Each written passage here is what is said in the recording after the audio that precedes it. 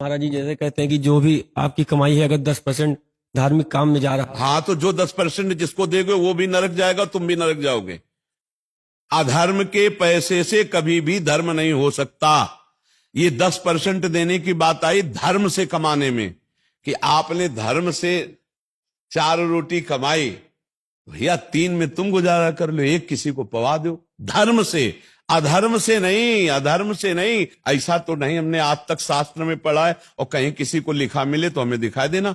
बचपन से बहुत से शास्त्रों का स्वाध्याय हुआ, बड़े संत महापुरुषों का संग हुआ, आज तक हमने ऐसा कभी नहीं पढ़ा कि पापाचरण से किए हुए कर्म या धर्म जो धनादि लिया जाए, दूसरे की हिंसा करके, छल कपट करके, बेविचार करके, मांस मदिरा आदि के सब नाना प्रकार के कुकर्म आचरण करके तुम कुछ दान पुण्य कर दोगे या धर्म में लगा दोगे तो तुम पवित्र हो जाओगे, ऐसा नहीं। एक उपाय है, अपिचेत सुदुराचारो भजते माम अनन्य भाग साधुरेव समंतव्या सम्यक व्यवसिता। ऐसा आज सत्संग सुना और आज मुझे पश्चाताप हुआ कि मैं बहुत गलत हूं।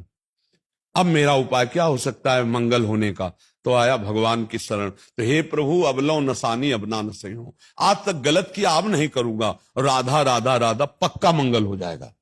ऐसा नहीं कि तुम रोज पापाचरण करो और 10% संतों को देते जाओ और धर्म में देते हो तो उन संत भी खोपड़ी फोड़ेंगे आपस में।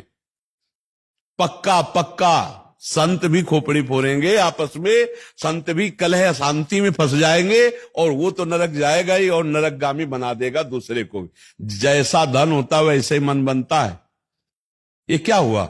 ये ऐसे ही नीच पुरुषों के द्वारा दिया हुआ धन और उनके द्वारा किया हुआ भंडारा, तो अन्न खा के देखो आगे नीचता।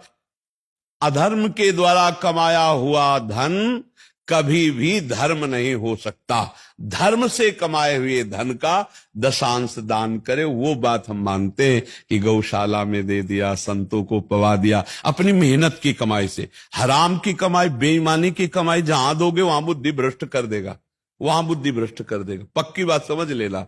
कभी भी विष अमृत नहीं हो सकता, विष विष ही रहता है।